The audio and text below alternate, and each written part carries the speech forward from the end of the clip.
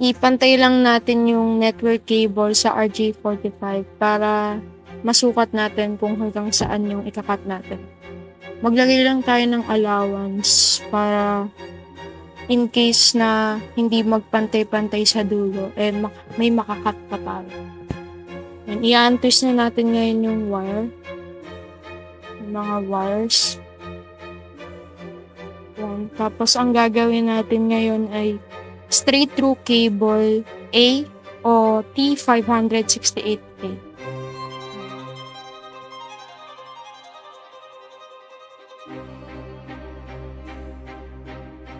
Untwist lang natin yung mga cable.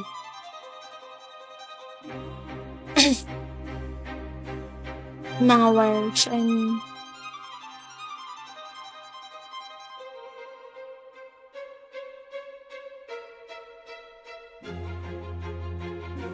tapos pinipwesto na natin yung white, green, green. Next yung white, orange, blue, white, blue, orange, white, brown, brown.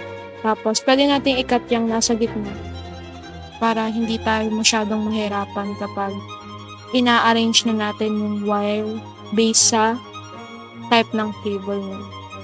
Ayan.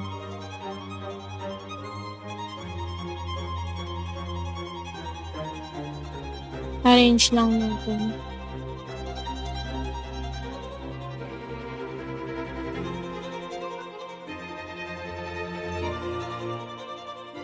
White, blue, green,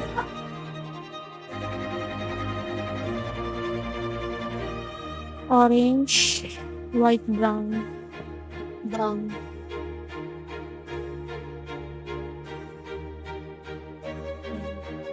Tapos medyo i-straight lang natin sila, tapos ipapantayin natin sila, kaya gagamit tayo ng wire cutter para mapantayin natin yung mga wires. Ayan, nakap na. Tapos hawakan lang natin ng mahigpit para hindi magkakahiwa-hiwalay kapag pinasok na natin sa RJ45 yung mga wires.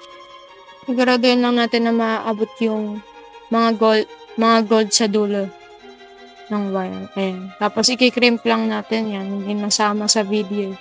Tapos ngayon, itetest na natin sa LAN tester yung straight through cable kung may connection. And 1, 2, 3, 4 hanggang 8 yon, may ilaw lahat.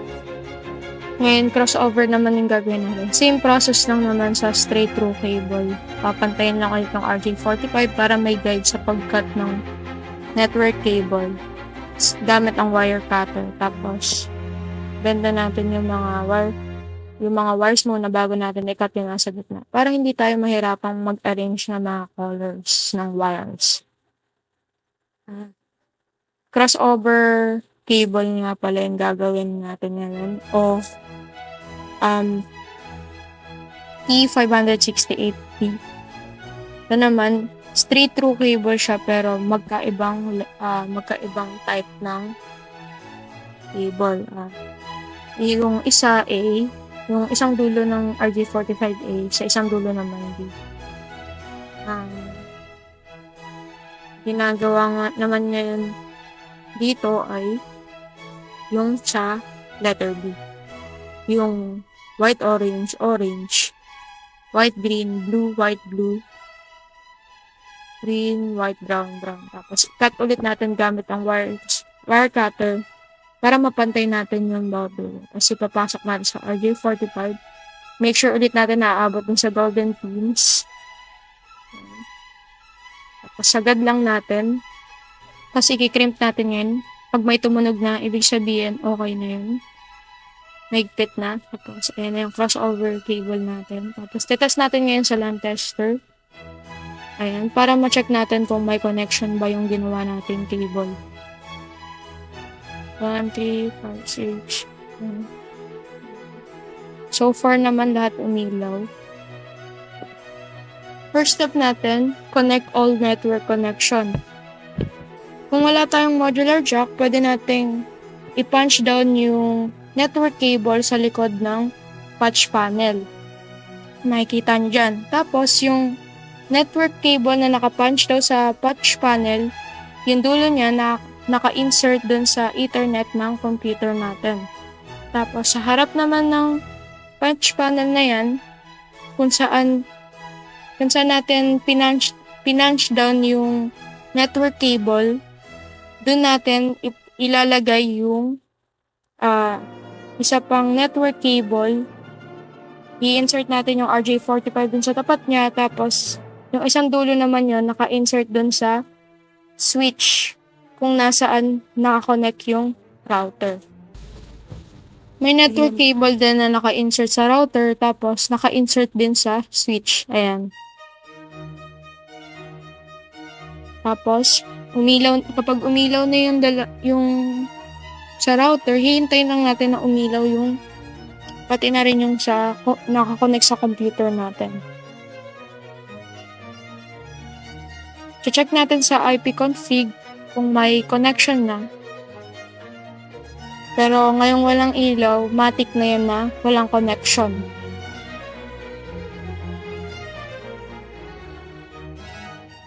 Kaya kailangan lang natin ayusin yung network cable natin. Ayusin lang natin, lipat natin sa 43.